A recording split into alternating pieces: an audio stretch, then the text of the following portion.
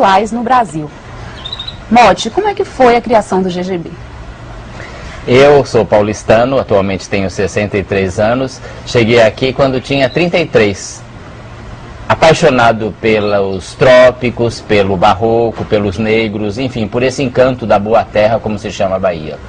E chegando aqui, uma tarde eu estava com meu namorado assistindo o pôr do sol, né, ao pé do Farol da Barra, quando um machão preconceituoso, sem nenhuma razão, a gente estava discretamente olhando o pôr do sol, me deu um tapa na cara, porque percebeu que nós éramos homossexuais.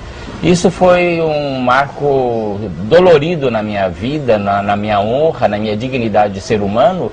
E daí eu falei, não havia polícia aqui no momento que pudesse ser denunciado esse ato de homofobia.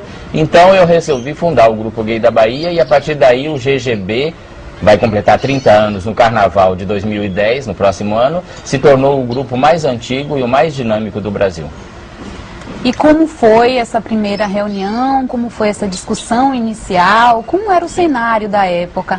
Vivíamos ainda na ditadura, né?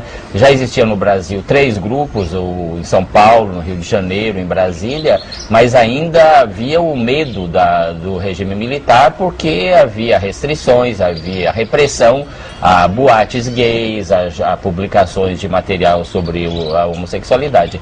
Então, o único jornal que existia era o Lampião, Jornal Nacional, divulgado em todo o Brasil, e eu escrevi um pequeno anúncio: bichas baianas, rodem a baiana, tudo bem, mas deixem de ser alienadas, vamos fundar um grupo gay em Salvador. E como não tinha caixa postal, dei o endereço da minha casa, que naquela época era um apartamento na Barra, e aí recebi várias telefonemas e cartas, e no dia 28 de fevereiro de 1980, fundamos 17 baianos, entre jornalistas, entre artistas, intelectuais, fundamos o GGB, demos o nome Grupo Gay da Bahia. Hoje existem mais de 150 grupos no Brasil, foi o primeiro a ser registrado como sociedade civil e continuamos na frente da luta contra a intolerância, contra o preconceito.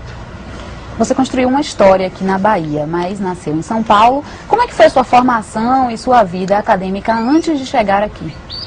Eu me considero uma pessoa privilegiada, Clarissa, na medida em que nasci numa família de classe média abastada em São Paulo, estudei em bons colégios, né?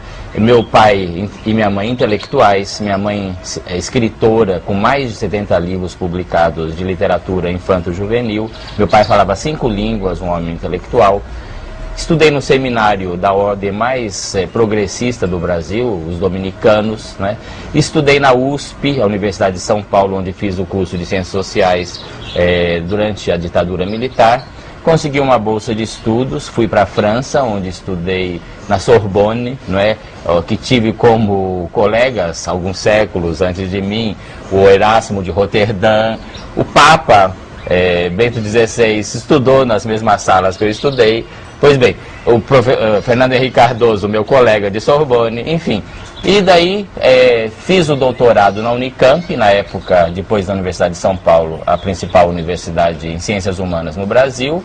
E depois de 7 anos na Unicamp me casei, tive 2 filhas, porque naquela época não havia ainda um movimento gay organizado, no começo dos anos 70, e que pudesse dizer para aqueles gays que estavam em dúvida, o que a psicanálise chama de homossexual egodistônico, que está em falta de sintonia, que tem uma homofobia internalizada, não havia informação de que eu podia ser uma pessoa feliz, um intelectual respeitado e ser um gay assumido. Então eu me casei, tive a honestidade de dizer para minha mulher, para minha noiva então, que eu tinha tido experiências homossexuais, mas que eu não queria mais. E ela então disse: por mim, eu não me importo, se eu sou suficiente para você, eu amo você e quero me casar. E daí tivemos 2 filhas, hoje já são adultas, uma é bióloga, doutora em biologia, e a outra é da área de administração de empresas.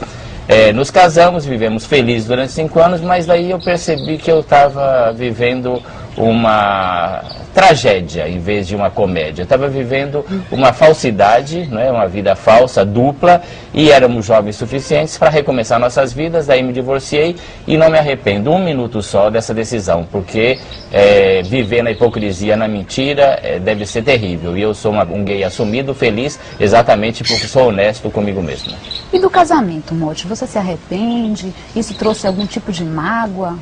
Olha, na verdade, foi um mau passo que eu dei na juventude por vivermos numa sociedade, como os antropólogos chamam de heteronormativa, e que eu chamaria heterror sexista.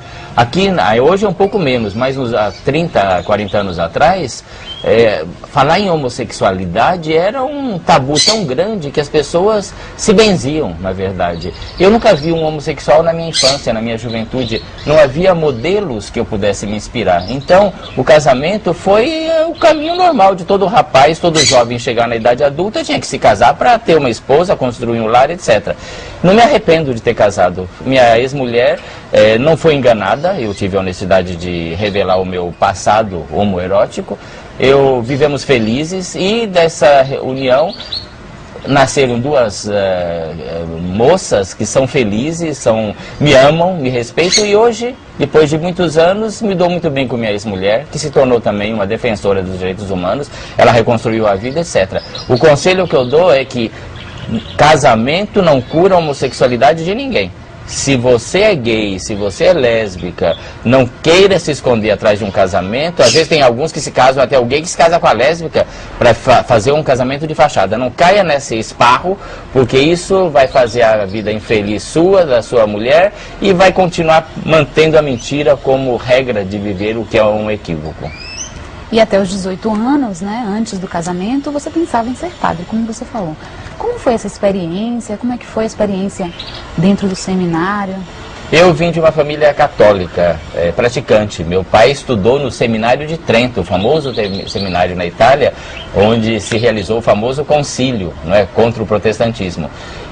Fui coroinha numa igreja lá em São Paulo e queria ser padre porque achava bonito o sacerdócio, porque gostava da religião, gostava da vida religiosa.